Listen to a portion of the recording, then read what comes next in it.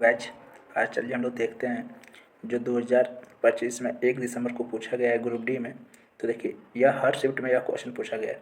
देखिए एक त्रिभुज की भुजा 75 सेंटीमीटर 34 सेंटीमीटर और 61 सेंटीमीटर है। तो 34 सेंटीमीटर लंबाई वाले भुजा के संगत इसके शीर्षलंब की लंबाई कितनी है, यहाँ पे अंग्रेजी से लिखा हुआ है।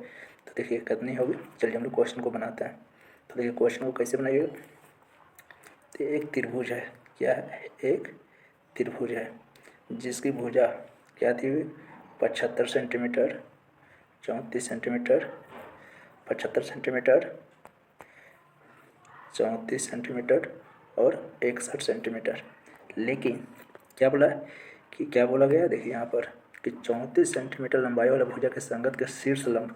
तो शीर्षलंब क्या था, ये वाला होता है वर्टेक्स।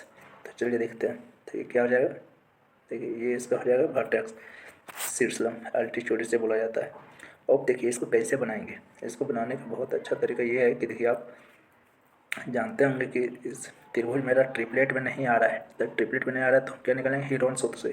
तो हीरोन सूत्र में क्या होता है, एस बराबर क्या होता है, आप जानते हो कि 75 और 34 और 61 को जब जोड़िएगा और 2 से भागा दीजिएगा तो कितना आ जाएगा। तो देखिए इसको जोड़ के भागा देने पर कितना आ जाएगा, 85 आ जाएगा। कितना आ जाएगा, 85। अब यहाँ पर देखिए, अब आप लोग फार्मूला जानते हैं, क्या जानते हैं कि एस बराबर क्या होता है, 85 गुने 85 में से अगर 75 घटाएंगे तो कितना बचेगा, 10 गुने 85 में से 61 घटाएंगे तो कितना बचेगा, 85 में से 61 घटाएंगे तो कितना बचेगा, 24। कितना बचेगा, 24 और 24 और देखिए 34 घटाएंगे 85 में तो कितना बचेगा, 51। कितना बचेगा, 51। अब इसको देखिए, जब इसको हम तोड़ेंगे तो मेरा कितना आ जाएगा, 17 गुने 5 गुने 3 गुने 4। कितना आ गया, इतना आ गया। अब देखिए अब हम लोग क्या निकालेंगे, इस वर्टेक्स का। तो ये वर्टेक्स का कैसे निकालेंगे, इसका देखिए, इसका हम लोग निकालेंगे तो क्या हो जाएगा, हाफ गुने आधार। आधार कितना है, 34। कितना आधार, 34 गुने ऊंचाई, क्या निकालें, गुने एच।